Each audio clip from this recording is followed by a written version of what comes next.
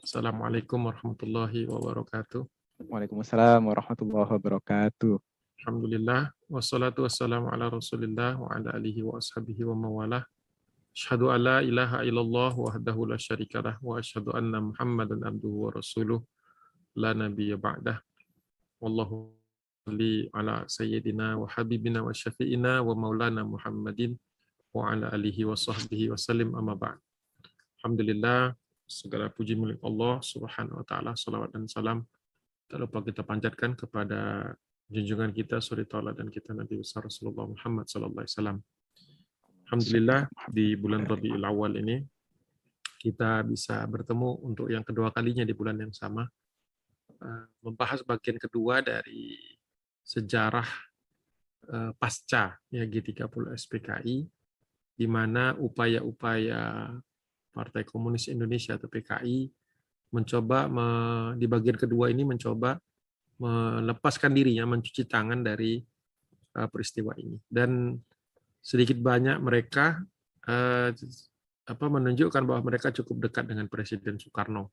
Sehingga statement-statement Bung Karno di awal, di bulan Oktober itu, dari tanggal 3 sampai 23, sekitar 20 hari, itu kita akan lihat bahwa nampaknya Bung Karno mengikuti saran-saran dari Dipo Nusantara, ya, Aidit. Ya.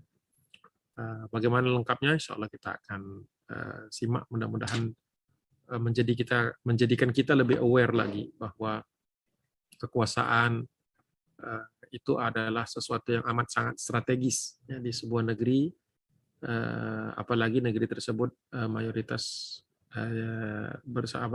mayoritas tinggal di dalamnya kaum muslimin, ya, sehingga kaum muslimin haruslah mengetahui bahwa maslahat mereka, kemudian keselamatan mereka dan keamanan mereka itu sangat ditentukan dari sejauh mana mereka bisa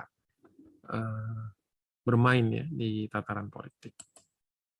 Baik, kita kembali ke tanggal 1 dan 2 Oktober. Setelah menyadari bahwa kudetanya sudah gagal, ya, maka pada tanggal 1 Oktober, ya, DN Aidit melarikan diri ke Jawa Tengah. Ya. Dia lari bersama MH Lukman, walaupun nanti Lukman ini akan bolak-balik. Jadi setelah 30 September, walaupun semua orang tahu bahwa ini dalangnya, ya, di lapangan mereka tahu, dan juga Kostrad juga memberitahu bahwa ini yang ada di belakang layar ini adalah dari Partai Komunis Indonesia. Namun di tataran politik ternyata tidak semudah itu. Ya.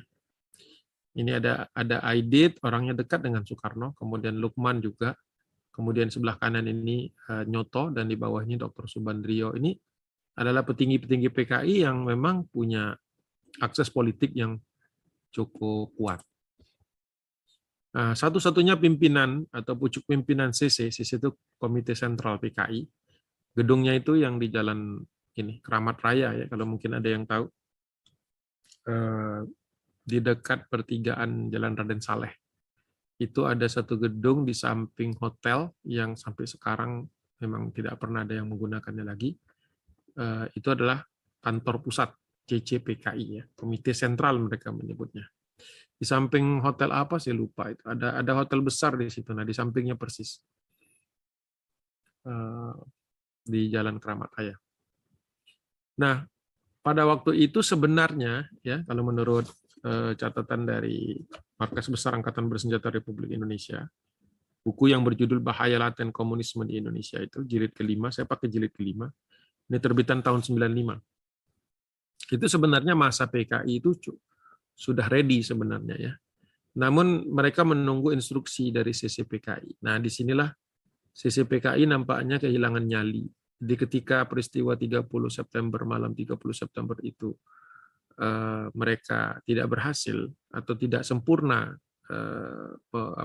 penangkapannya, dan mereka tidak mempertimbangkan faktor bahwa komando cadangan strategis Angkatan Darat Kostrad di bawah Majen Soeharto itu ternyata menjadi batu sandungan bagi mereka. Mereka kemudian muncul rasa takut, ya. Allah timpakan, ya, rasa takut ke dalam diri mereka sebenarnya itu. Mereka kemudian bubar. Jadi CCPKI yang seharusnya tinggal memberi komando kepada massa PKI untuk melakukan take over negara atau take over ibu kota. Ternyata perintah tersebut tidak kunjung datang. Ini salah satu bentuk pertolongan dari Allah. Kita yakini sebagai umat Islam bahwa ketika keadaan sangat genting, orang bertanya mata nasrullah, ala inna nasrullahi qarib. Ketahuilah sesungguhnya pertolongan Allah itu sedekat.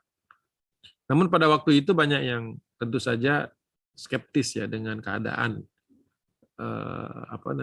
banyak juga yang wait and see, dan masa PKI termasuk mereka ragu-ragu untuk memfollow up atau menindaklanjuti peristiwa itu atau penculikan itu.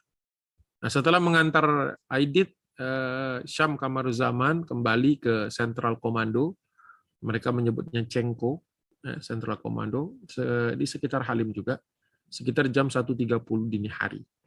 Dan bersama Brigjen Suparjo, ini yang baris kedua paling bawah, mereka berangkat ke Pondok Gede, ini di sekitar Halim juga ya, masih berangkat ke Pondok Gede, dan pertemuan di Pondok Gede itu dihadiri juga oleh Letkol Untung dan Kolonel Latif serta Mayor Udara Sujono. Ini adalah elemen dari Angkatan Bersenjata Republik Indonesia yang terlibat di dalam peristiwa ini. Nah, setelah peninjauan melihat lokasi dan kemudian juga mereka menyadari, sebagaimana kajian kita 2 pekan yang lalu, menyadari bahwa Presiden Soekarno sudah tidak ada lagi di situ. Jadi waktu itu kan pegangan mereka bahwa mereka ceritanya dilindungi atau mencoba melindungi Presiden Soekarno dari Dewan Jenderal. Dewan Jenderal ini kan ini istilahnya ya, kumpulan yang dibuat-buat oleh PKI. Mereka posisikan seolah-olah ada jenderal-jenderal yang ingin mengkudeta presiden, gitu. Disebut dengan Dewan Jenderal. Nah, ini nanti akan menjadi suatu momok tersendiri. Makanya ketika Presiden Soekarno berhasil dilarikan ke Istana Bogor waktu itu, mereka sudah kehilangan satu bagian penting ya, yang satu bagian yang menentukan mereka itu akan berhasil atau tidak di dalam kudeta ini. Jadi ketika mereka menyadari bahwa Kostrad sudah menguasai Jakarta Pusat, terutama di sekitar Monas, kemudian mereka sedang menyusun rencana atau menyusun kekuatan untuk mendatangi Halim atau menyerbu Halim, karena memang diduga di sana berdasarkan laporan bahwa di sana tempat penyekapan. Mereka belum tahu bahwa para ketujuh jenderal ini ada di dalam sebuah lubang, dan setelah disiksa ya, itu belum diketahui. Tapi mereka tahu, mereka punya akses ya, jadi waktu itu untuk mengetahui bahwa rombongan ini truk-truk yang mengangkut jenderal serta jenazah yang memang ditembak di tempat di rumahnya masing-masing itu dibawa ke arah Pondok Gede atau dibawa ke arah Halim. Ya. Nah, setelah mereka melihat bahwa mereka tidak punya lagi kartu pegangan, yaitu tidak adanya Presiden Soekarno di Halim, maka mereka menilai atau menyimpulkan bahwa gerakan kudeta di Jakarta sudah tidak bisa diharapkan atau tidak bisa diteruskan. Maka Syam Kamaruzaman menyuruh Brigjen Suparjo, karena Brigjen Suparjo inilah yang mengeksekusi pelaksanaan kudeta itu pada malam hari itu, untuk meninggalkan Pondok Gede menuju rumah Pono untuk diselamatkan oleh Wandi. Ini orang-orang yang nama-namanya ini banyak juga yang cukup misterius namanya atau tidak ditemukan fotonya. Tetapi ini rumah-rumah yang kemudian diidentifikasi sebagai safe house, ya, rumah-rumah di mana orang PKI kalau memang sedang dalam keadaan terdesak, mereka bersembunyi di rumah-rumah itu. Dan rumah-rumah ini ya berbaur dengan rumah-rumah masyarakat dan penduduk sehingga tidak mencolok. Nah, Majen Soeharto kita tahu pada tanggal 2 Oktober itu sudah menguasai Jakarta, terutama Radio Republik Indonesia, Gedung Pusat. Itu yang paling menentukan, karena melalui corong RRI inilah beberapa jam sebelumnya Letkol Untung dari Resimen Cakrabirawa yang mengawal Presiden mengumumkan bahwa sudah terjadi sudah ada upaya untuk menggagalkan Dewan Jenderal ini tadi, ada upaya untuk menggagalkan upaya kudeta. Jadi mendahului kudeta ceritanya. Namun dengan dikuasainya kembali wilayah strategis di sekitar Monas, maka sebenarnya secara de facto di lapangan pasukan-pasukan, apalagi kemudian Presiden Soeharto memerintahkan atau berkoordinasi ya dengan Maijen Umar Wirahadikusuma sebagai Pangdam 5 Jaya ya DKI untuk menutup seluruh jalur masuk ke ibu kota supaya tidak ada pasukan-pasukan lain yang menyusup masuk ke dalam, ya, dikhawatirkan itu. Di kajian sebelumnya juga Maijen Soeharto sudah bekerja sama dengan Menpangal, Kepala Staf Angkatan Laut lah kalau sekarang, sama kepolisian agar mereka memastikan agar semua pasukan ada di barat. Jadi malam itu tanggal 1 Oktober sampai dengan 2 Oktober itu secara lapangan, de facto di lapangan, sebenarnya PKI sudah kehilangan momentum. Harusnya mungkin kalau mereka mau berhasil waktu itu, ya melanjutkan pengambilan kekuasaan dengan cara mengerahkan massa. Wa makaru wa makarullah, wallahu khairul makirin. Mereka punya makar, Allah juga punya makar. Tanggal 2 Oktober, Presiden Soekarno berusaha menenangkan keadaan. Ya, beliau berpidato di RRI, Radio Republik Indonesia, di kantor pusat di Jakarta. Beliau mengeluarkan pernyataan sebagai berikut. Untuk melaksanakan pemulihan keamanan dan ketertiban yang tersangkut dengan gerakan 30 September, sebelum diberi keterangan gerakan 30 September PKI waktu itu masih belum diputuskan bahwa ini. Jadi Presiden Soekarno sendiri belum terdesak untuk memutuskan PKI bersalah ya. Dan kalau tidak salah juga sampai akhirnya beliau tidak pernah mengakui itu. Presiden Soekarno mengatakan bahwa untuk memulihkan keamanan dan ketertiban telah saya tunjuk Mayor Jenderal Soeharto, Pangkostrat waktu itu, Panglima Komando Cadangan Strategis Angkatan Darat, sesuai dengan kebijaksanaan yang saya gariskan. Ini tentu saja sebelum Super Semar. Ya. Kemudian setelah pidato itu, para pimpinan PKI yang mendengarkan siaran nasional ini semakin merasa terbuang, ya, semakin merasa kehilangan. Jadi mereka tidak berhasil, istilahnya tidak berhasil mengendalikan presiden, kemudian pasukan yang mereka tempatkan di sekitar istana juga berhasil diusir oleh Pangkostrat, kemudian mereka tidak bisa memasukkan komponen-komponen pasukan dari luar, dan kesadaran masyarakat bahwa waktu itu sudah mulai ada yang bergerak untuk menuntut PKI agar segera diproses lah, dihukum. Ya. Jadi PKI mulai kehilangan kepercayaan diri dan mereka mulai berganti strategi. Ya. Strateginya kalau sebelumnya adalah kudeta, yang kedua adalah mereka meminimalisir kemungkinan mereka ditangkap. Tanggal 3 Oktober, Pono dan Syam bertemu di rumah Sudisman di Kayu Awet, Rawasari. Dekat ini juga dekat CCPKI, ya, dekat Komite Sentral. Melaporkan bahwa kudeta sudah gagal. Jadi tanggal 3 Oktober, 3 hari setelah peristiwa, elit pimpinan PKI menilai bahwa sebenarnya kudeta sudah tidak mungkin lagi diteruskan. Dan ini berarti strategi mereka harus berubah, yaitu strategi untuk bertahan. Disinilah kita lihat nanti mereka mencoba memanfaatkan posisi Bung Karno. Sudisman kemudian menyuruh Pono pergi ke Jawa Tengah untuk melaporkan keadaan kepada DNAIDIT, karena waktu itu mereka mengurangi kontak secara langsung maupun telepon agar bertemu agar mereka tidak terlacak. Jadi kurirnya itu betul-betul harus bergerak secara fisik dari kota ke kota. Nah, laporan kepada Aidit ini tentu saja menggambarkan betapa momentum sudah hilang, sehingga DNAIDIT sebagai pimpinan menggariskan kebijakan baru kepada MH Lukman yang memang masih ada di Jakarta. Pertama, ada tiga komando dari Aidit. Yang pertama, PKI harus memposisikan diri tidak campur tangan dengan dalam gerakan 30 September. Jadi mencoba mencuci tangan. Yang kedua, PKI harus merasa karena memang ada sebagian dari kadernya yang masuk di dalam Dewan Revolusi. Dewan Revolusi ini adalah upaya atau gabungan yang dibentuk oleh Letkol Untung untuk menghadapi Dewan Jenderal yang sebenarnya fiktif. Jadi Dewan Jenderal ini adalah jenderal-jenderal yang diculik. Jadi dianggap waktu itu oleh PKI bahwa jenderal-jenderal yang mereka culik itu adalah jenderal-jenderal di dalam upaya mereka untuk mendongkel kekuasaan Presiden Soekarno. Ya. Jadi makar mereka gagal. Jadi untuk mengatasi itu maka kata Aidit mengatakan kepada Lukman yang tetap bertahan di Jakarta walaupun massa sudah mulai mengambil tindakan sendiri-sendiri, tapi belum menjadi massa besar.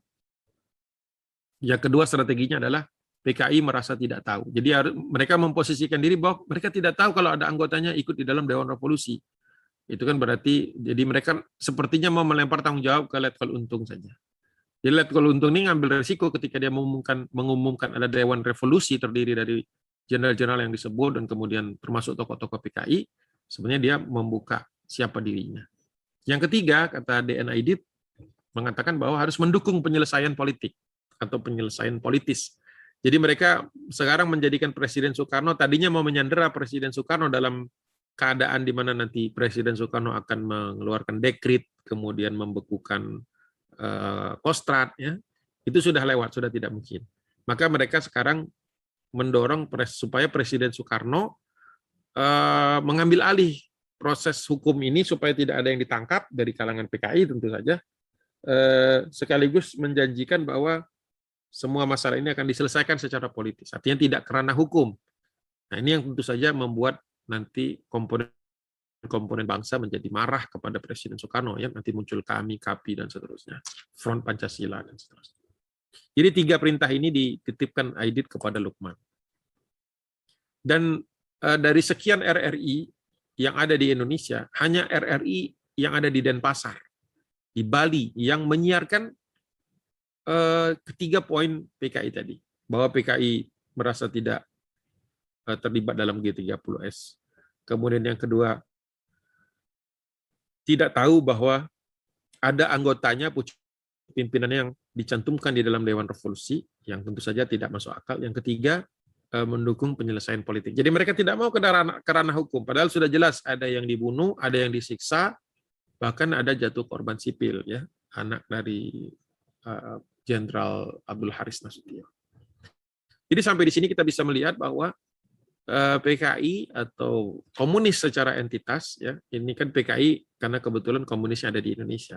Tapi komunis secara umum, secara dunia, ya, secara global, memang biasa melakukan suatu gerakan, tapi kemudian mereka berlepas tangan dari situ.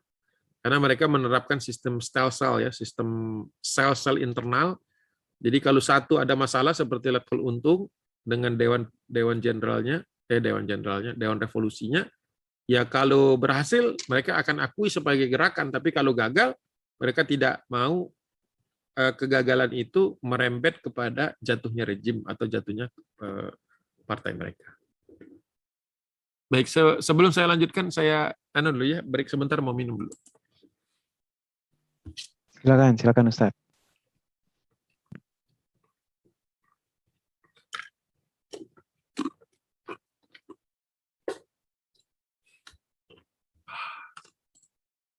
Baik, insya Allah. Kita lanjut. Di slide berikutnya, ini masih tanggal 3 Oktober, jadi baru berselang 3 hari, maaf. Dengan kebijakan baru itu, nampaknya PKI hendak istilahnya melemparkan kesalahan murni kepada Letkol Untung. Nah, dari sinilah banyak tulisan yang kemudian memposisikan seolah-olah G30S ini hanyalah pertikaian antara angkatan darat saja. Jadi kalau banyak yang ini kan pertikaian angkatan darat, nah, selalu larinya ke sini. Larinya kepada bahwa ketika sudah nyata-nyata bahwa kudeta serta fiksi Dewan Jenderal itu terungkap, terbukti, ya, tidak berhasilnya mereka menyandera dalam tanda kutip Presiden Soekarno, maka mereka istilahnya mau putus, istilahnya memastikan agar kerugian ini tidak makin besar. Karena memang kalau tidak diputus akan merambat ke tubuh PKI karena tokoh-tokoh mereka ada di dalam daftar Dewan Jenderal, Dewan Revolusi. Gitu. Jadi ini juga kadang-kadang sempat kalau beberapa buku yang bicara tentang ini dalam nada yang sedikit ambiguous gitu, yang tidak jelas. Mereka mengatakan bahwa Letkol Untung sebenarnya punya dendam lah, istilahnya punya masalah dengan Presiden Soeharto katanya begitu. Tetapi ya tentu saja tidak mungkin karena Untung masih Letkol walaupun memang dia di resimen Cakrabirawa yang elit. Namun sebenarnya secara struktur keorganikan dia ini sebenarnya pangkatnya jauh di bawah Soeharto yang sudah mayor jenderal. Berarti tiga tingkat kan, dari Letkol itu ke kolonel dulu, brigjen, baru majen. Jadi kalau ada persaingan nampaknya bukan masalah persaingan. Ya, karena terlalu jauh untuk bersaing kepada jenderal. Kalau sesama Letkol atau kolonel atau di bawahnya mayor ya mungkin masih. Yang kedua, PKI ingin berlepas dari G30S ini dan berpaling kepada perjuangan politik. Nah, tadi saya sebutkan bahwa mereka sekarang ingin memanfaatkan kebesaran atau karisma Presiden Soekarno yang memang masih tinggi. Walaupun masyarakat sudah mulai kesal sebenarnya karena kudeta ini kan gagal dan sudah memakan jiwa. Bagaimana mungkin diselesaikan secara politik kalau kerugiannya adalah kerugian, bukan sebuah kerugian material saja, tetapi kerugian kehilangan nyawa manusia. Nah, beranjak ke 4 Oktober waktu itu, Pono yang ditugaskan oleh Sudisman ke Jawa Barat kembali dan membawa perintah dari DN Aidit agar Syam, Kumaruzaman tadi, segera menyelamatkan diri. Jadi nampaknya Aidit paranoid juga. Dia tidak ingin agar teman-temannya, kawan-kawannya ini tertangkap sekaligus. Jadi disuruh menyelamatkan diri, sedangkan Lukman yang memang sudah dikenal dan memang Aidit butuh orang yang bisa mengakses langsung kepada Presiden, maka Lukman waktu itu tetap ditinggalkan di Jakarta dengan misi satu saja sebenarnya, mengusahakan agar PKI tidak dibubarkan. Jadi misinya makin mengerucut lagi, bukan sekedar berargumen, tapi memastikan agar PKI tidak dibubarkan dengan segala cara. Satu hari setelah itu, Syam Kamaruzaman pergi ke rumahnya Bono alias Baluyo, ya, sampai dengan 6 Oktober, mereka membahas di sana bersama Pono dan Hamim tentang bagaimana pembagian wilayah. Jadi mereka sudah melakukan skenario, ya, melakukan analisis skenario analisis, bahwa kalau misalnya Jakarta ini tumbang, mereka kemana. Dan diputuskan akhirnya Syam ke Jawa Barat, Pono dan Bono ke Jawa Tengah, Hamim, Sujono, Pringgodigdo, dan Wandi tetap di Jakarta. Jadi ada juga yang tetap diposisikan di Jakarta karena memang butuh akses langsung nantinya kepada Presiden setelah Presiden kembali dari kembali dari Bogor. Nah, dari Solo ternyata cukup berani dan Aidit mengirim surat kepada Presiden Soekarno karena memang secara personal mereka itu dekat. Mengirim surat kepada Presiden Soekarno sampai 3 kali yang intinya menyuarakan bahwa dia tidak bisa nih, maaf, saya edit dulu sebentar. Kok jadi tidak bias? Oh, ini autocorrect nampaknya. Tidak bisa, yang benar itu tidak bisa. Maaf, saya lanjutkan lagi. Jadi sempat-sempatnya Aidit melapor kepada Presiden Soekarno tanpa diketahui oleh jenderal atau menteri yang lain. Jadi dia menitipkan surat dan surat itu dibacakan dibaca oleh Presiden Soekarno. Ya, dan intinya adalah dia tidak bisa hadir, menyatakan bahwa Aidit tidak bisa hadir ke sidang paripurna kabinet. Jadi tanggal 5 itu Presiden Soekarno memerintahkan agar para menteri berkumpul di dalam sebuah sidang paripurna yang dianggap sebagai sidang mendadak lah, sidang cadangan gitu, sidang emergency situation. Nah, supaya lancar dan PKI lepas dari amukan massa atau sasaran kemarahan orang, maka waktu itu supaya Presiden langsung menyelesaikan masalah ini melalui otoritasnya dan melalui jalan politik, melalui maaf ya, mungkin karena udah malam kayak ini, melalui, nah gitu bener, ya Allah banyak typo, maaf. Jadi akhirnya eksekusinya jelas bahwa presiden, mereka berlindung di belakang presiden, dan presiden kemudian didorong untuk mengambil alih proses hukum. Ya, jadi presiden dengan kekuasaannya sebagai panglima tertinggi ya, ABRI, ingin menyelesaikan masalah ini melalui hak dia sebagai presiden. Yang tentu saja ini di zaman itu kan sulit. Presiden Soekarno tidak mau dibatasi ya. Presiden Soekarno memposisikan dirinya sebagai untouchable. Kadang-kadang begitu. Jadi mereka memanfaatkan itu. Masih di tanggal 6 Oktober, Bono atau alias Waluyo ini membawa surat Aidit dari Solo untuk presiden ya, dengan beberapa rekomendasi. Wah, hebat ya, memang itu kan gambarnya Presiden Soekarno dengan Aidit sedang menghadiri ini. Soekarno hadir sebagai undangan dari Partai Komunis Indonesia sedang merayakan hari lahir PKI. Nah, itu Presiden Soekarno senang kan kalau ada pertemuan yang orangnya banyak, mengundang banyak pihak ya, dan PKI paling pinter kan bikin propaganda ya supaya terlihat bahwa jumlah mereka banyak. Jadi memang antara Aidit dengan Soekarno ini kenal dekat. Nah, waktu itu Aidit mengatakan meminta agar Presiden Soekarno menyelesaikan Dewan Jenderal dan G30S ini dibawa dia. Jadi istilahnya mau di otak-atik lagi lah bahasanya, mungkin seperti itu. Yang kedua, melarang orang mengutuk Dewan Revolusi serta mengutuk G30S. Jadi PKI ceritanya menjadi orang yang bijaksana tapi terlambat ya. Gitu. Yang ketiga, semua alat revolusi. Jadi Presiden Soekarno diminta Aidit untuk menyampaikan ini, bahwa semua alat revolusi seperti ABRI, Ormas, Orpol, media massa, semuanya harus bekerja sama seperti sebelum terjadinya G30S. Bagaimana mungkin orang disuruh balik normal ketika begitu banyak jenderal dibantai? Ada yang di rumahnya, ada di Lubang. Ada yang disiksa dulu sebelum dicemplung. Jadi orang-orang sudah mulai muak dengan segala macam omongan-omongan Presiden Soekarno yang kadang-kadang kalau pidato bisa 2 jam, 3 jam. Kebayanglah kita mungkin orang capek juga, ya, pusing juga dengan ceritanya, dan kadang-kadang tidak masuk akal. Yang keempat, saran Aidit kepada Soekarno adalah masalah keamanan harus dikembalikan ke angkatan AKRI, itu saya lupa apa. AKRI dan Front Nasional. Intinya waktu itu Kostrad tidak boleh melakukan intervensi atau tidak boleh melakukan fungsi polisi militernya. Nah, yang kelima, waktu itu antara Aidit dengan Soekarno mengenal istilah azimat revolusi atau istilahnya jimat revolusi ya, mungkin tepatnya. Jadi andalan mereka waktu itu adalah Nasakom tentu saja. Jadi ada upaya mencoba menepis isu G30S ini ke isu yang lain. Padahal kita tahu isu ini adalah yang paling strategis. Ya. Kemudian Aidit juga merekomendasikan agar orang-orang dilarang saling tuduh-menuduh, salah menyalahkan. Padahal kita tahu yang biasa melakukan itu ya adalah gerakan komunis sendiri. Namun ketika dia mendapatkan istilahnya a taste of their medicine gitu ya, istilahnya mendapatkan apa yang biasa selama ini mereka pakai, maka kita tahu bahwa mereka ini sebenarnya sudah semakin terang benderang keberpihakannya.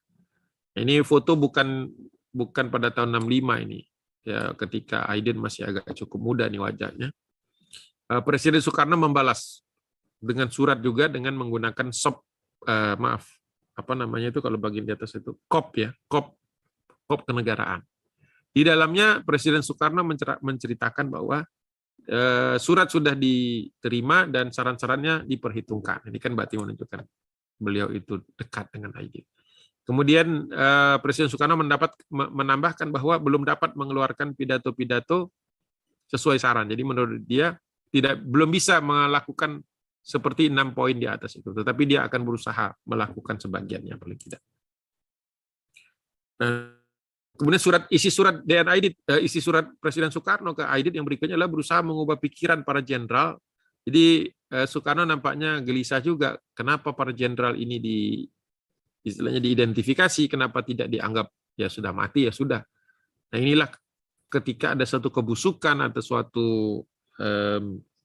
masalah yang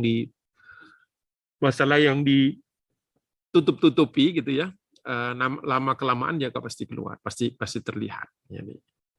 Jadi Presiden Soekarno waktu itu berusaha agar Soeharto dan jenderal yang ada di Angkatan Darat tidak lagi mengusut peristiwa ini. Jadi sudah ingin dialihkan lah intinya, agar mereka jangan fokus hanya kepada menyelesaikan G30S. Walaupun kita tahu tentu saja di dalam satu angkatan bersenjata negara manapun kudeta tidak bisa ditolerir. Yang keempat, Presiden Soekarno menyampaikan kepada Aidit agar dia segera meninggalkan Solo, karena berdasarkan laporan intelijen Solo semakin tidak aman karena mulai dikenal sebagai basis PKI, basis pelarian PKI dari tempat lain, sehingga terkadang kita temukan daerah-daerah tertentu yang lebih pro kepada komunis pada waktu itu. Salah satunya adalah ini wilayah daerah daerah pinggiran lah ya, tapi masih di Jawa. Dan yang terakhir, menurut apa yang disampaikan Presiden Soekarno kepada Aidit, laporan lain atau saran-saran lain maksudnya akan diperhatikan secara benar-benar. Ini menunjukkan bahwa keduanya menggunakan bahasa-bahasa yang menunjukkan kalau keduanya memang dalam keadaan hubungan yang baik. Tapi kita tahu hubungan ini ternyata dikhianati oleh PKI. Baik, kita lanjut sedikit lagi insya Allah. Tanggal 6 Oktober, tahunnya masih tahun 65, jadi pergerakan dari 1 Oktober sampai 5 Oktober itu juga panjang. Dari 5 Oktober sampai katakanlah Februari 66 ya, ketika Presiden Soekarno sudah didesak untuk membubarkan PKI ya. Dikenal sebagai Tritura ya, 3 tuntutan rakyat. Bubarkan PKI, turunkan harga supaya orang bisa belanja gitu ya, atau perbaiki ekonomi, dan yang ketiga ritul kabinet Dwikora. Istilahnya apa, ritul itu diacak kembali ya, di reshuffle. Kemudian Presiden Soekarno menyerukan agar ABRI menyelesaikan masalah ini internal mereka, dan para menteri diharapkan untuk tidak mengganggu tugas-tugas mereka atau tidak menghambat tugas-tugas ini. Ini gambaran Umar Dhani Kasau waktu itu Menpangap, bukan Menpan. Kalau Jenderal Ahmad Yani itu kan apa istilahnya saya lupa lagi. Menpangap. Ada yang kemudian kalau itu kan berarti angkatan bersenjata keseluruhan. Tapi waktu itu karena beliau termasuk yang terbunuh, maka Presiden Soekarno mengambil alih urusan-urusan angkatan darat, walaupun secara sehari-hari diberikan kepada jenderal yang lain. Namun waktu itu pemulihannya diserahkan kepada Maijen Soeharto, karena satu-satunya jenderal yang memiliki kemampuan dan daya pukul yang mematikan kalau ternyata harus bertempur secara fisik lagi.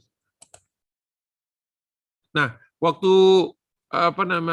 Presiden Soekarno memerintahkan agar ABRI menyelesaikan masalah ini dan tidak ada yang saling tuding ya, tidak ada yang saling menyalahkan, padahal jelas-jelas waktu itu Presiden Soekarno dilahirkan ke Halim juga ada tujuan-tujuan lain sebenarnya.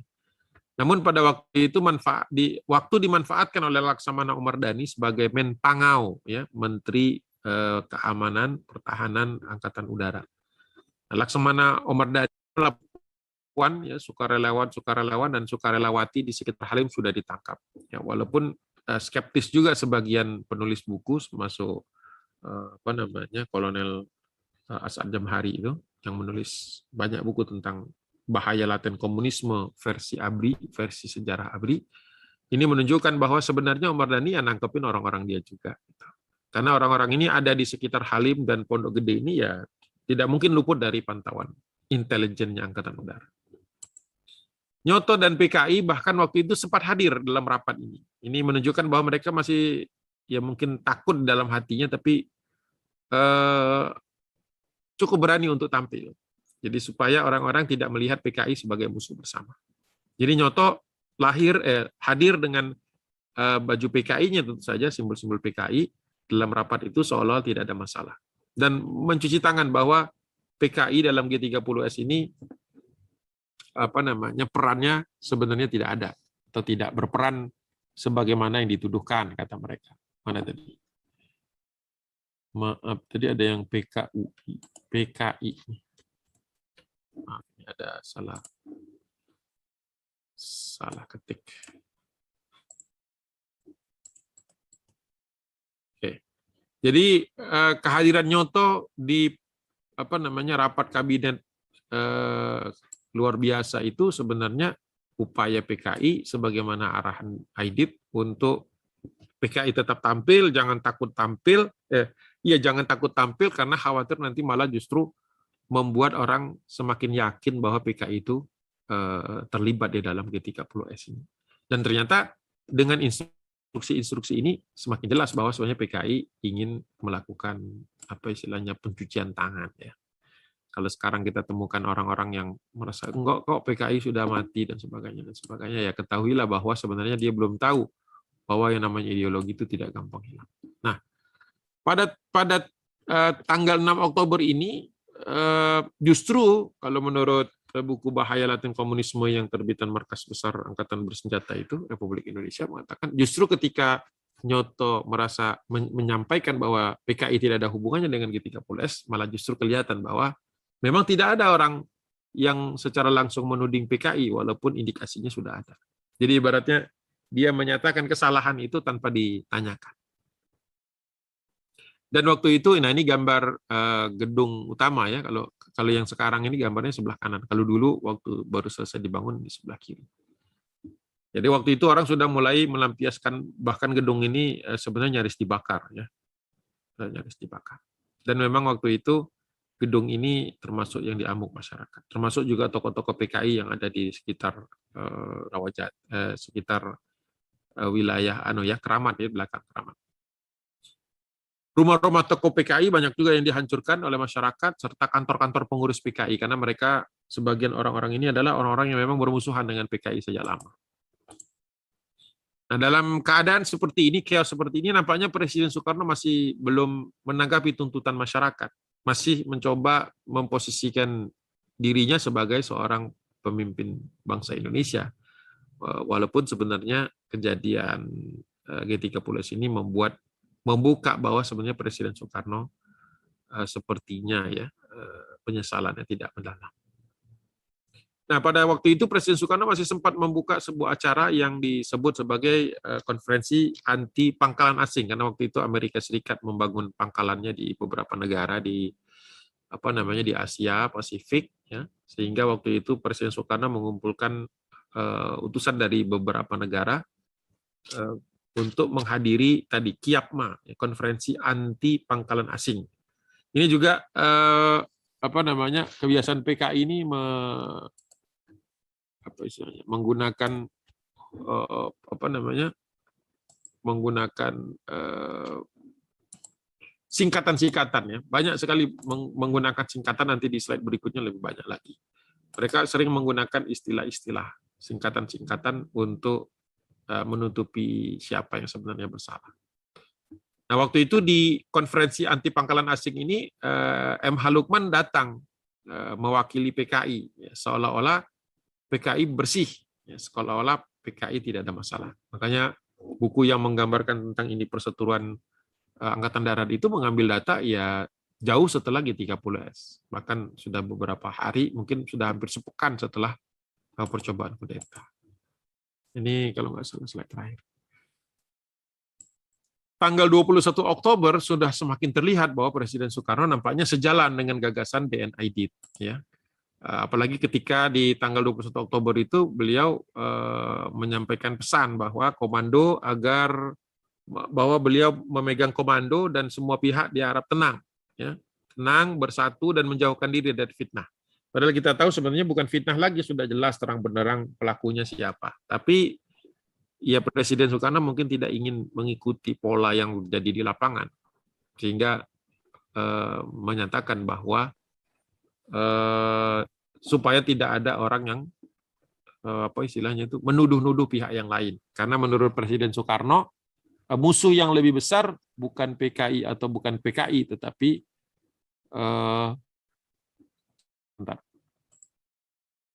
maaf. Ini kayaknya ada yang keliru di sini, mana ya? Ini bersatunya ini bukan kata julukan. Sesama nih jadi sesame. Ya, mudah-mudahan cukup, mudah-mudahan tidak ada lagi kesalahan-kesalahan. Jadi tanggal 21 Oktober waktu itu Presiden Soekarno secara tegas mengatakan bahwa semua orang tenang, bersatu, padahal ya sudah terjadi keretakan, bagaimana mau tenang kalau jenderal-jenderal dibunuh, kan harus jelas ini siapa yang bertanggung jawab. Dan waktu itu Kolonel Untuk menyatakan bahwa dia bagian dari rencana besar PKI. Jadi PKI kerepotan juga untuk membantahnya. Oke. Nah, kemudian Presiden Soekarno menambahkan lagi bahwa sepertinya ingin mengalihkan perhatian orang-orang dari G30S PKI ke arah neoklaim. Neoklaim itu neokolonialisme, ya. Singkatan. Makanya saya katakan tadi Presiden Soekarno senang sekali dengan singkatan, dan PKI juga senang dengan singkatan-singkatan. Ya, mungkin mereka merasa hebat kali ya dengan ada singkatan-singkatan itu. Jadi ketika Presiden Soekarno nampaknya tidak ingin mengusut dan membuka siapa saja yang bertanggung jawab, nah mulai muncul aksi-aksi. Tapi tanggal 23 ini tanggal pengamatan terakhir kita, jadi 23 hari setelah G30S PKI, dibuatlah sebuah rapat yang diberi nama Rapat Pancatunggal. Pancatunggal ini Pancasila dan Asas Tunggal maksudnya, gitu ya. Presiden menyebutkan bahwa kembali mengangkat bahwa pentingnya Nasakom, nasionalis agama komunis. Jadi Presiden Soekarno dalam pidatonya tanggal 23 Oktober yang menyebabkan banyak orang kecewa, itu dia masih saja mengatakan bahwa Nasakom itu adalah perlu dan mutlak untuk revolusi di Indonesia. Sampai di sini mungkin banyak yang bingung, sebenarnya revolusi apa sih yang diangkat-angkat sama Presiden Soekarno? Jadi sebenarnya Presiden Soekarno waktu itu beberapa kali sering mengatakan bahwa dia punya ambisi untuk menjadi pemimpin regional. Makanya dia tadi membuat komisi anti pangkalan asing, ya, karena memang Amerika Serikat waktu itu buka pangkalan di Filipina, di Thailand, sebagainya. Jadi ceritanya Soekarno ingin menjadi tokoh nasional, tokoh internasional. Ya. Nah, ketika Presiden Soekarno mengatakan Nasakom lagi, masyarakat sudah tidak tahan. Maka tanggal 23 Oktober itu kita tahu seiring dengan protes besar-besaran di DKI terutama dan di kota-kota besar yang lain menuntut bahwa Presiden Soekarno bertanggung jawab terhadap ini atau memvonis PKI sebagai yang bersalah. Apalagi waktu itu beliau mengatakan Nasakom adalah perlu dan mutlak untuk revolusi Indonesia dan PKI adalah unsur Nasakom. Nah, jadi seolah-olah PKI kalau melakukan kudeta nggak apa-apa karena masih bagian dari Nasakom. Bahkan lebih menyakitkan lagi mungkin bagi keluarga-keluarga yang ada waktu itu, keluarga dari pahlawan revolusi yang masih hidup waktu itu mungkin akan sedih mendengar ini atau kesal ya, bahwa Presiden Soekarno menyatakan bahwa G30S dikatakan normal saja dalam sebuah revolusi. Jadi menggunakan istilah bahwa revolusi akan memakan tuannya sendiri. Jadi menurut Soekarno biasa aja jenderal mati. Nah, ini mengusik nurani orang-orang awam ya, orang-orang umum yang kemudian memperkuat alasan kenapa terjadi pengerusakan. Jadi ketika dia mengatakan G30S ini adalah suatu peristiwa normal dalam sebuah revolusi, ya ini tentu saja tidak empati. Ya. Dikatakan ketika jenderal-jenderal itu baru saja meninggal.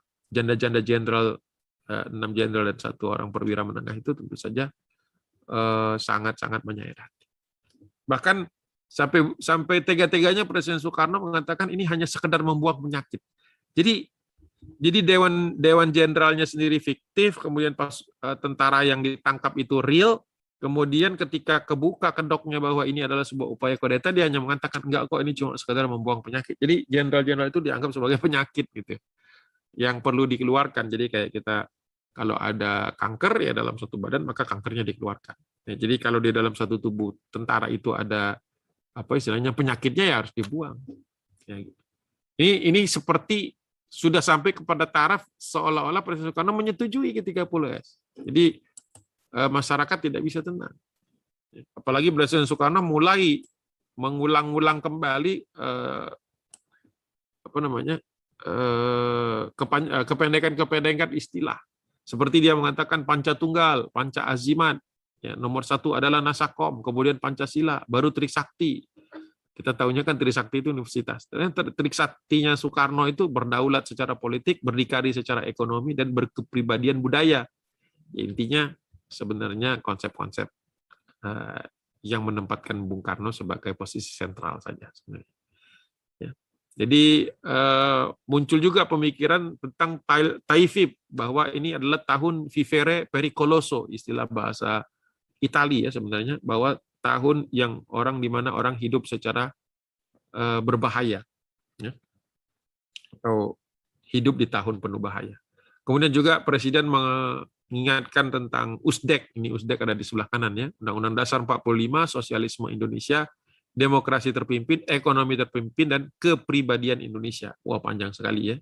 Senang sekali itu dipendek-pendekin oleh Presiden Soekarno, seolah-olah kalau sudah dipendek-pendekin jadi keren gitu ya. Tapi sebenarnya intinya adalah pada waktu itu kondisi sudah tidak kondusif. Di tanggal yang sama, tanggal 23 Oktober itu muncul kemudian nanti kami ya, Kesatuan Aksi Mahasiswa Indonesia, KAPI, Kesatuan Aksi Pemuda Pelajar Indonesia, dan seterusnya, didukung oleh ABRI, terutama dari Kostrad ya, agar demonstran-demonstran ini, para pendemo ini dilindungi, dikawal, karena mereka menyuarakan waktu itu apa yang tidak bisa dilakukan oleh Presiden Soekarno. Nah, dari sini kita akan cukupkan untuk malam ini, bahwa nanti masih perlu panjang waktu ya sebelum PKI itu dilarang. Karena sampai dengan 10 Januari 1966 kita mengenal adanya Tritura ya, tiga tuntutan rakyat ya, Tritura itu. Baru muncul aksi betul-betul menuntut dan mendesak. Jadi kalau ini Oktober berarti kan sudah hampir akhir Oktober ya, katakanlah November, Desember. Nah, di Januari itu nanti muncul Tritura tanggal 10 Januari. Yaitu pertama bubarkan PKI. Jadi orang sudah tidak tendeng aling-aling lagi. Jadi ya Presiden Soekarno kalau mau benar ya bubarkan PKI. Ya, makanya tadi ada foto dia nangis di kuburan seolah-olah akan terjadi perang saudara. Yang kedua adalah turunkan harga atau perbaikan ekonomi. Ini juga sesuatu hal yang sangat lumrah untuk dituntut oleh masyarakat. Dan yang terakhir baru ritul kabinet Dwi Kora, ya, mereshuffle ya, mengocok ulang siapa-siapa yang akan menduduki kabinet Dwi Kora.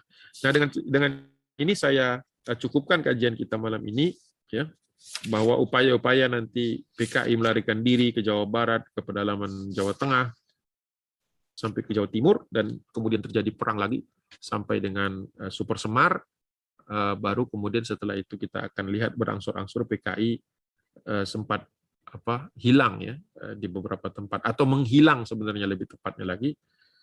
Banyak di antara mereka yang jadi kiai, banyak di antara mereka yang masuk ya inilah di daerah lebih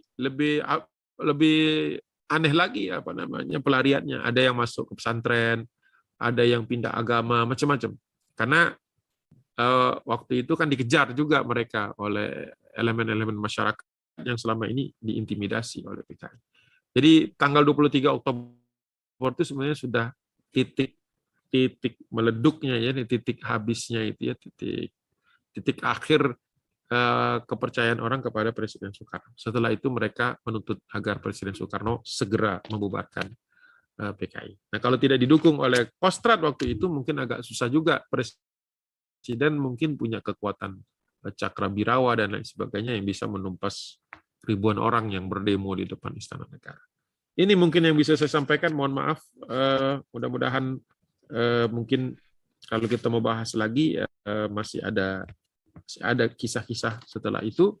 Tapi intinya sebenarnya PKI sudah sadar bahwa mereka itu sudah tidak punya harapan. Tinggal bagaimana menyelamatkan diri. Kalau bisa PKI-nya tidak dibubarkan, jadi target mereka itu seperti itu. Tapi kemudian satu persatu nantinya ketangkap, dieksekusi. Dan yang tertangkap ini banyak juga yang kemudian dihukum secara kumulatif dalam jumlah tahun yang panjang, atau jumlah tawanan, rentang waktu tawanan yang cukup panjang. Sehingga sekarang ketika mereka muncul usianya udah tua ya, dan tapi tetap bersemangat untuk merekrut anak-anak muda Indonesia untuk bergabung kembali kepada partai-partai berbasiskan pendukung PKI zaman dulu. Billahi taufiq wal hidayah. Assalamualaikum warahmatullahi wabarakatuh. Waalaikumsalam warahmatullahi wabarakatuh. Uh. Kalau mau diceritain sampai habis, jadi masih ada beberapa jilid lagi nih Ustadz ya. Sampai Ini mulai ini jadi jilid 5 23 aja belum selesai. Ya jadi memang 23 Oktober ini belum belum nyampe akhir napasnya PKI sebenarnya ya. ya masih sampai Masih Januari masih dituntut bubar. Jadi mereka mepet dengan presidennya itu cukup lama. Jadi nah, jangan kita bayangkan 29 September terjadi gerakan, terus besoknya langsung dibubarin. Mereka masih punya gigi. Mereka tuh dekat. Jadi Aidit, ya apa iya iya. namanya, dekat dengan Soekarno. Kan foto-fotonya saya ambil tuh yang mereka itu saling foto. Ibaratnya kan ibaratnya tuh kalau saling-saling foto tuh kan bukan sekedar tamu. Sohib ya itu. Oh, teman main gitu. Ini ada pertanyaannya sejalan sama itu Ustadz dari Mas Ya, Khairul Anam. ya. Ustadz mau tanya pendekatan apa sih yang dilakukan oleh DN Aidit ke Presiden Soekarno sehingga DN Aidit bisa dekat secara personal dengan Presiden pada saat itu dan bisa menghasut dengan memberikan saran-saran agar seolah-olah PKI tidak terlibat dalam G30S. Nah, jadi ini mungkin flashback nih ada latar belakang apa Ya, sih antara DN Aidit ya. dengan Presiden Soekarno ini Ustadz? Iya, iya. Jadi sebenarnya kan memang Presiden Soekarno ini punya apa namanya di tataran normatifnya sebenarnya ingin menyatukan Indonesia. Sehingga dengan cara bahwa memang Indonesia ini kan terdiri dari beliau itu sering mengistilahkan anak bangsa. Anak bangsa ini banyak, ada yang sosialis, ada yang komunis, ada yang Islamis ya. Tapi memang nampaknya beliau tidak terlalu adil dengan semua anaknya. Karena anaknya yang dari kalangan Islamis kan seperti misalnya Mas Yumi sudah dibubarkan. Padahal waktu itu ya hanya 1-2 orang saja sebenarnya yang terlibat dengan apa namanya PRRI. Sedangkan komunis yang pernah memberontak total di Madiun tahun 48, tahun 50 sudah dimaafkan. Jadi lucu. Apa pemberontakan tahun 48, 50 dimaafkan. Bahkan dimasukkan lagi, bahkan partainya boleh ikut pemilu lagi. Itu cuma 2 tahun, ya, 2 tahun. Nah, gitu. Nah, sedangkan untuk Mas Yumi sepertinya tidak ada ampun gitu. Jadi langsung dikeluarkan dekret presiden untuk membubarkan Mas Yumi di tahun 1959 sampai 60 gitu ya. Jadi kalau 65 ini terjadi sebenarnya ya apa sangat tidak elok sebagai seorang pemimpin begitu dekat dengan satu kelompok saja ya, sampai-sampai bahwa kelompok ini sudah melakukan kudeta sekalipun masih juga dibela. Jadi sebenarnya kalau memang betul pendekatan awal Bung Karno itu mengayomi semua anak bangsa, harusnya paling minim tuh kan dijewer, namanya orang anak nakal istilahnya kan ini dulu diingetin dulu. Tapi kok enggak gitu, dan sepertinya konsisten terus dibantu 48 50 dibantu, kemudian masuk pemilu lagi, permintaannya agar Mas Yumi dibubarkan gitu kan. Jadi apa yang diminta selalu dikasih ya. Ini kalau dalam hubungan anak dengan apa orang tua dengan anak itu kan istilahnya memanjakan. Anak memanjakan, anak yang dimanja biasanya suka ngelunjak gitu. Itu kira-kira permisalannya seperti itu. Baik, baik Ustadz. Berikutnya ini ada 2 pertanyaan dari Mas Abdika. Boleh? Jadi pertama, sebenarnya turning point PKI gagal itu pas momen apa Ustadz? Menurut buku yang saya baca, apakah benar ketika di Halim, Presiden Soekarno bertemu Suparjo dan secara tanda kutip Suparjo memaksa beliau untuk menyetujui kudeta yang dilakukan. Nah, itu pertanyaan pertama Ustadz. Lalu pertanyaan keduanya itu, ketika RRI berhasil diambil alih tentara, apa reaksi pertama Presiden? Apakah ada penyampaian sikap beliau terhadap kudeta tersebut? Ini kemarin, Di ini Halim peristiwa yang dan di kemarin RRI. semua nih. Ini yang dua pekan yang lalu kita bahasnya ini. Udah di part 1 sebenarnya ya Ustadz ya? Ya, di part 1. Jadi kan sebenarnya turning point-nya itu adalah ketika Presiden Soekarno bisa dibujuk oleh ajudan-ajudannya untuk meninggalkan Halim. Halim. Itu Dan kan dibawa ke berdasarkan Bogor ya. informasi bahwa iya yang dia bawa ke Bogor malam hari kan itu juga, dan mereka sengaja nggak minta izin kepada Umar Dhani. Kalau minta izin pasti ditahan karena Umar Dhani kan ya menguasai apa pangkalan gitu. Nah, turning point itu adalah ketika Presiden Soekarno nggak di Halim justru, Karena mereka kan ingin menempatkan, karena mereka tahu pasti kalau Soeharto itu cerdas, pasti mereka akan menyerbu Halim. Karena kan peristiwanya di Halim, jadi mereka sengaja memasang Presiden Soekarno di situ dengan asumsi bahwa nanti Presiden Soekarno akan pasti marah ketika dia ada di sana, malah tempat itu diserang. Makin membenarkan Dewan Jenderal, termasuk ya gitu. Kalau sampai Soeharto nyerbu, makanya kan dia bilang kepada Bambang kan, Bang, ingat nggak yang diskusi kita kemarin itu, Bang, kalau bisa Bapak jangan jangan lama-lama di Halim, bawalah kemana. Ingat nggak itu kemarin ada dialog seperti itu kan 2 pekan yang lalu. Nah, Bambang Wijanarko kan akhirnya berpikir yang KKO kan, itu kan salah satu ajudan beliau yang ikut malam itu ke Halim kan. Setelah muter-muter ke beberapa rumah kan, ke rumah istri yang satu, ke rumah istri yang satu, sampai akhirnya ke Halim itu kan ada peristiwanya waktu itu sudah kita bahas. Nah, turning point-nya di situ gitu. Jadi ya kalau misalnya Presiden Soekarno sudah tidak di situ, Presiden Soeharto Maijen Soeharto waktu itu sudah siap kalau memang ternyata Umar Dhani memerintahkan pasukan untuk angkat senjata, ya mungkin terjadi pertempuran di Halim gitu ya. Tapi kan mungkin mereka nggak punya kartu lagi.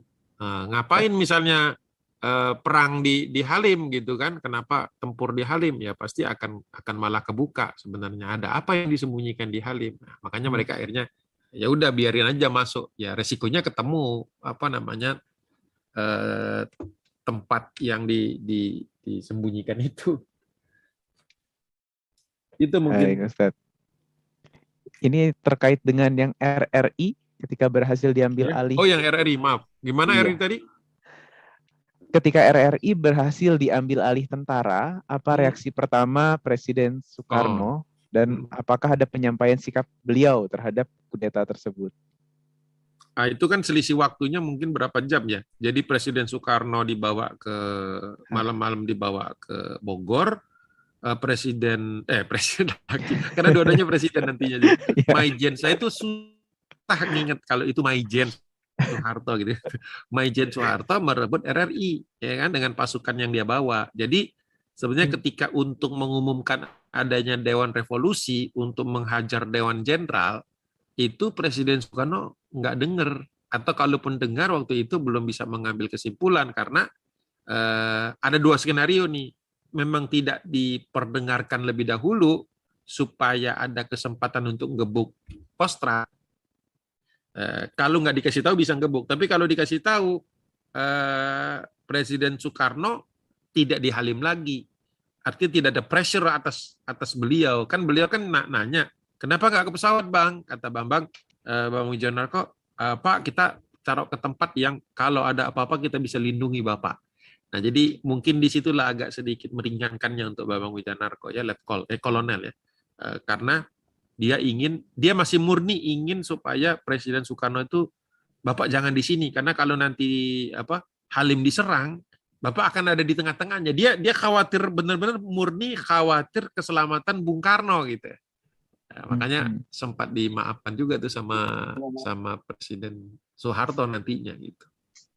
Itu rumit tuh kalau dia nggak berhasil membawa pergi, kan itu Dr. Leimena juga kan yang nge-push ya, Waperdam 2 ya, Dr. Leimena yang nge-push supaya Presiden Soekarno mau dibawa keluar tanpa memberitahu kepada Umar Dhani. Nah itu mungkin nggak pernah ada yang tahu, itu rahasia betul. Begitu. Ya cukup. Baik, ada Ustaz. Lagi? Kita ke pertanyaan berikutnya, Ustadz. Nah ini, apakah kira-kira ada campur tangan dari Secret Society dalam G30 SPKI ini? Nah, tapi nggak dijelasin nih, Secret Society ini apa nih? Ada. Itu yang kemarin kita bahas juga sebenarnya sedikit, itu yang Freemason teosofi. Freemason. Memang waktu itu perkumpulan ini kan tidak terlalu harmonis dengan Presiden Soekarno. Tahun 60 itu Presiden Soekarno menutup Freemason Indonesia, termasuk menyuruh mereka keluar ya, karena dianggap tidak Pancasilais, karena gerakan yang terlalu rapi nggak bisa dipegang oleh Soekarno.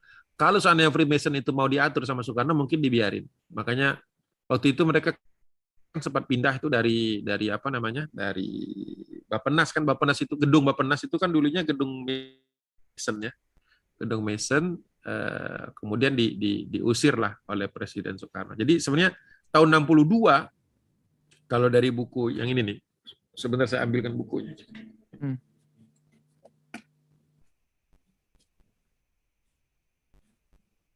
Wah, ini kalau nggak pakai virtual background, kelihatan nih buku-buku, tumpukan buku-buku Ustadz Agung Wasbodo nih.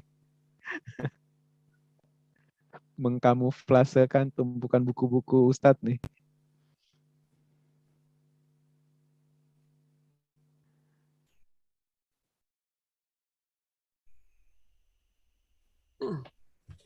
Bentar. Wah, Ini nih. dua buku tebal. Iya, nggak tebel sih, yang satunya agak kecil. Cuma agak susah kalau pakai latar belakang nih, ntar dulu Iya, ya. jadi nggak jelas Nggak ya. kelihatan bukunya. Sebentar ya. Mawan, Ana matiin dulu ininya, apa, backgroundnya sebentar aja. Sebentar, mana nih? Choose virtual background. Kemudian Nan. yang sebentar. Nah, keluar tuh tumpukan buku-buku Ustadz Agung. Iya, sebentar. Nah, ini kelihatan ya. Ini ada bukunya Tarekat Mason Bebas dan Masyarakat di Hindia Belanda 1764-1962. Nah, ingat saya benar tahunnya, tahun 62. Jadi mereka dibubarkan Presiden Soekarno itu tahun 62. Nah, salah satu tempat perkumpulan mereka itu The Ster van der Oosten, kalau nggak salah, gedung Bintang Timur, istilahnya mereka itu gedung Bintang Timur. Aslinya awalnya itu adalah posisinya di samping apa namanya, di samping ini mana? Nih, di samping kantor pos besar yang di Pasar Baru. Nah, ini kalau sekarang jadi gedungnya ini Kimia Farma, gedung Kimia Farma. Kemudian pindah ke Bappenas. Nah, nih. Gedung Bappenas. Gedung Bappenas itu dulu ada tanda masonnya, itu tanda yang jangkar itu ya, ada di sini. Nah ini. Nah ini terakhir 62 nih, mereka kantornya masih di sini. Nah, interestingly ya, menariknya itu adalah di gedung itu juga kemudian apa namanya, Mahmilub, Mahkamah Militer Luar Biasa, waktu menghukum siapa?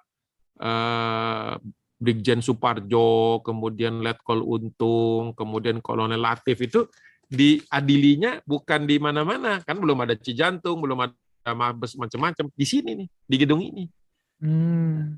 Jadi ada juga yang mengatakan, ada teori ya, ada teori yang mengatakan bahwa kegagalan G30S ini juga ada sangkut pautnya dengan pembalasan dendam dari Freemason karena dibubarkan oleh Presiden Soekarno. Itu satu teori, ya. Bukan berarti saya setuju, cuman saya kasih tahu ada yang beranggapan seperti itu, gitu. Baik, tapi kalau mau dilihat dari yang sisi yang lain, ya kalau di buku yang ini nih, di buku Teosofi, Nasionalisme dan Elit Modern Indonesia, Presiden Soekarno tuh ada di Teosofi, gitu. Gimana? Dia juga sebenarnya, gitu. Mungkin juga ada apa namanya? Mungkin ada pertikaian di dalam tarekat Mason, wallahu alam, saya nggak tahu. Siapa saja orang-orang Freemason, anggota-anggota hebatnya? Di buku ini lang ada kok, bukan kata saya. Nih, pernah dengar nama Raden Said Sukanto Cokro di Atmojo, kenal nggak? Nggak kenal. RS Sukanto pernah dengar nggak? RS Sukanto. Itu rumah sakit Polri yang di. Iya. Jadi ini Kapolri pertama. Wow. Nah, jadi ada di buku Tarekat Mason Bebas. Jadi termasuk member. Ya saya nggak tahu apakah terjadi persaingan kah di dalam. Mr. Rajiman kenal? Iya. Rajiman. Saya dengar kalau itu. Ini kan apa namanya, ketua BPUPKI, ketua Badan Persiapan apa namanya, usaha kemerdekaan Republik Indonesia. Jadi orang-orang hebat yang ada di Freemason, yang ada di Tarekat Bebas, mereka menyebutnya Tarekat Bebas. Ya.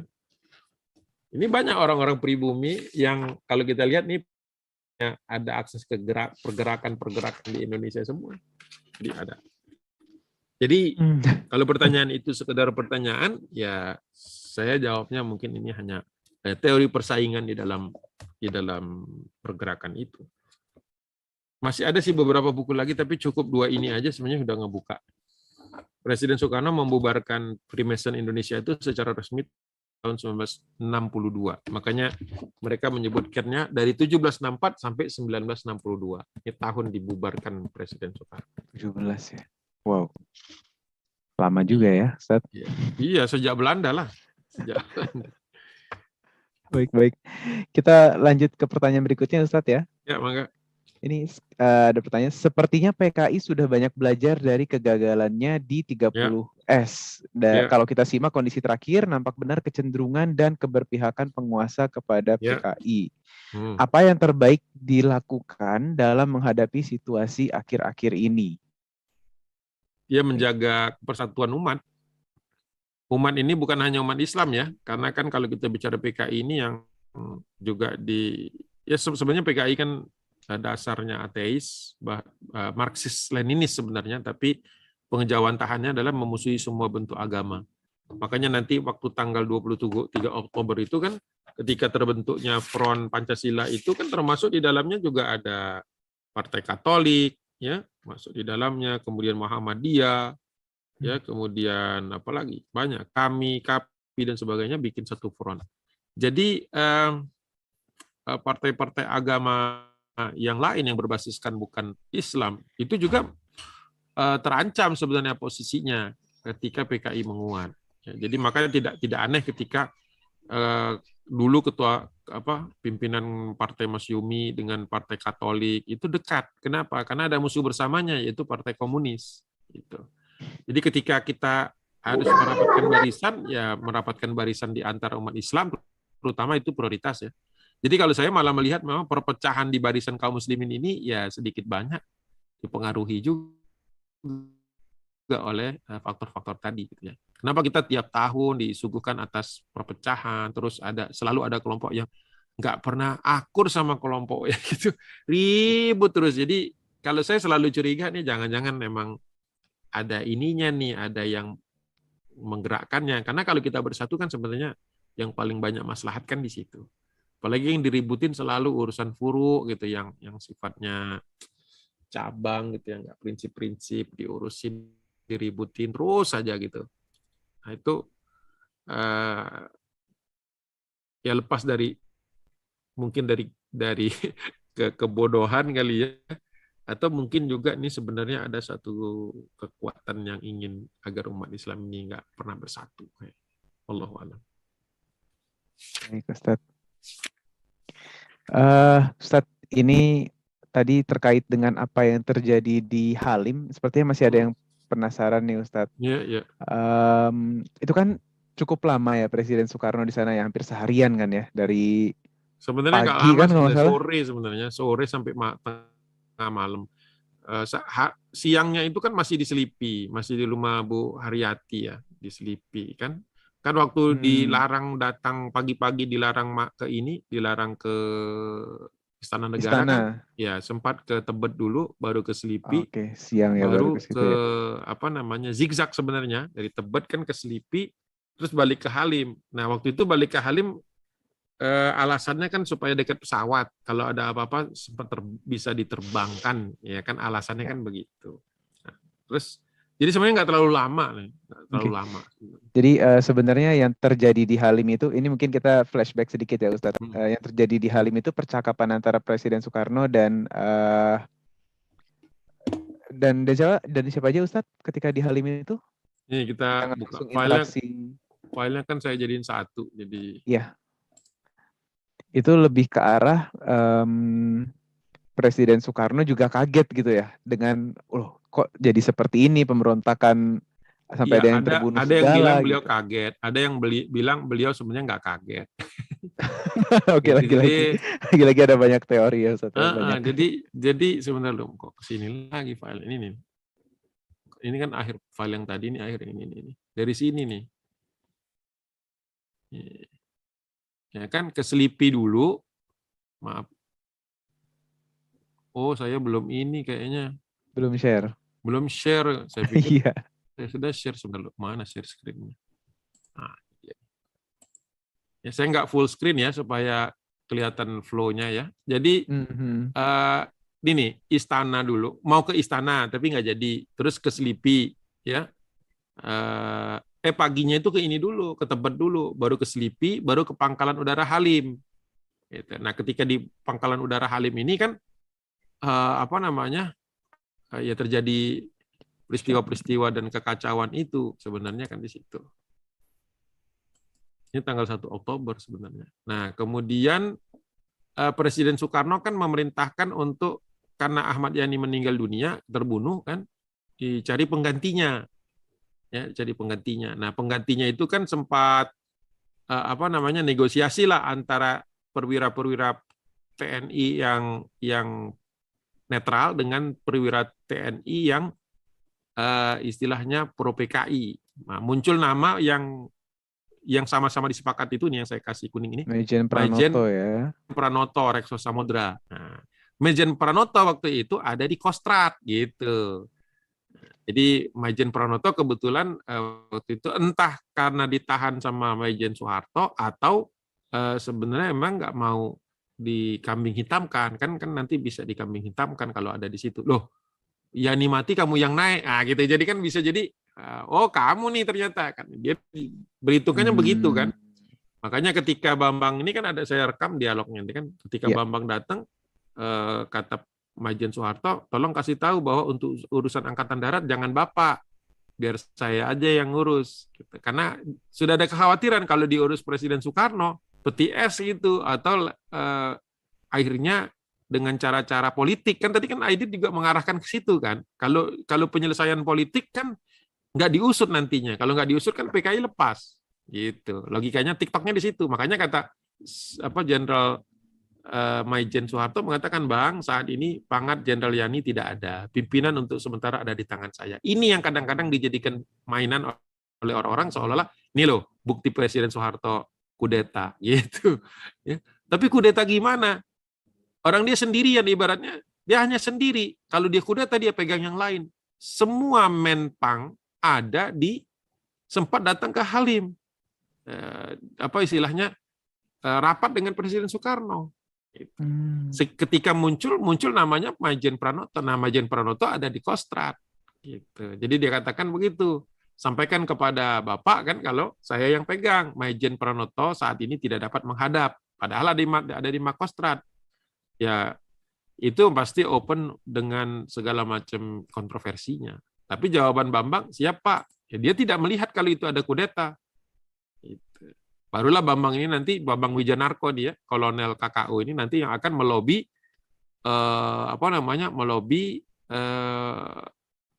melobi Dr. Leimena, Johannes Leimena, sekaligus melobi ajudan-ajudan yang lain. Kan beliau kan punya ajudan dari Angkatan Darat, Angkatan Udara, Angkatan Laut, kepolisian gitu.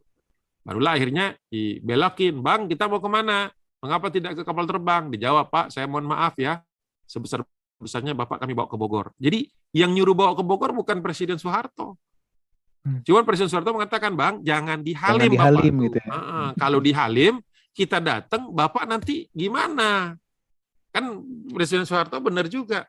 Dia kan nggak bisa komando. Kan komando itu kan berada di bawah Cakrabirawa. Cakrabirawa kan pro PKI.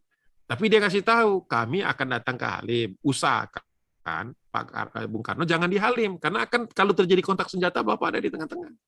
Makanya kemudian oleh Bambang, Kolonel Bambang, Wijanarko, udah yang paling netral. Kalau ke Jakarta kan belum jelas. Ya kan?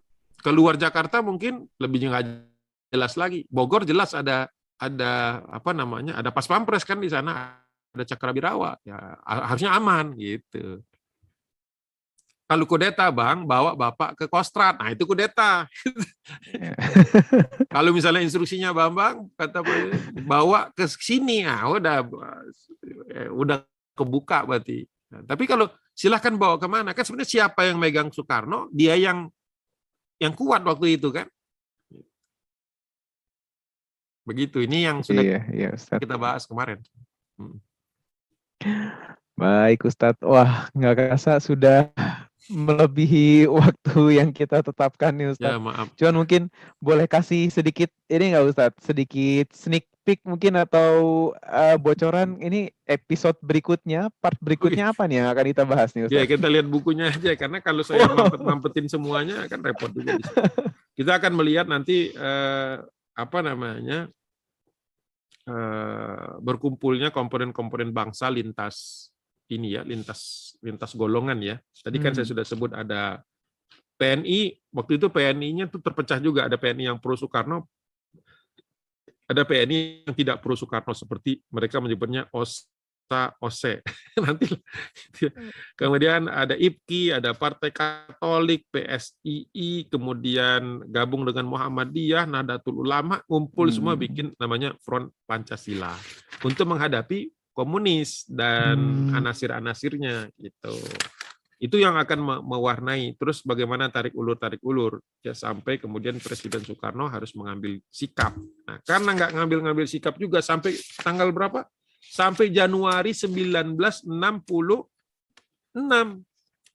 Kan dari September coba. Oktober, November, Desember, Januari. 4 bulan Bung Karno digantung gitu ya, nggak ada kejelasan nggak bisa ya. mutusin, Nggak ngambil ditindak, sikap, nggak ditindak nggak ada tegas ya kejelasan. Ustadz ya. Gimana orang nggak kesel? Jenderal udah mati 6, ya kan? Satu orang kapten, ya kan? Masa nggak ada yang bersalah? Ya. Iya, apa cuma dibilangin katanya itu biasalah dalam revolusi katanya gitu kan. Enak banget ya, gimana anak istrinya gitu loh, udah nggak apa-apa bapak mati, biasa dalam revolusi. Coba digituin, perasaannya gimana? Itu kayaknya utamanya itu TikTok, sampai Presiden Soekarno akhirnya ini apa istilahnya, kan itu kan Februari ya, dipaksa Januari mengambil kan, sikap Februari, lah ya Maret. Ustadz ya. Nah, sampai keluarnya Super Semar, surat perintah 11 Maret. Nah, di situ sudah langsung disingkirkan oleh Presiden Soeharto, kan jadi mandataris nantinya kan, terus nah itu jadi mungkin masih 2 kali lagi. Baik Ustadz, baik. Saya juga bingung kalau dijadiin satu, berat ini. Ya, nanti malahan terlalu terburu-buru Ustadz. Ya, kalau nih Super Semar itu berikutnya Super Semar. Ya, Super Semar nih, 11 Maret 66. Ya. Baik Ustadz. Oke, jazakallahu khairan katsiran Ustadz. Terima kasih banyak ini atas ilmu yang sudah dibagikan Ustadz. Sebelum mengakhiri kajian kita hari ini, kami juga ucapkan terima kasih kepada para peserta yang mengikuti kajian. Semoga ilmu yang diberikan dapat bermanfaat bagi kita semua, bernilai ibadah, serta mendapat pahala yang luar biasa dari Allah Subhanahu wa Ta'ala. Kami mohon maaf apabila ada kekurangan ataupun salah kata dalam kajian ini. Mari bersama-sama kita tutup kajian kita dengan doa kafaratul majelis. Subhanakallahumma wa bihamdika asyhadu an la ilaha illa anta astaghfiruka wa atubu ilaik.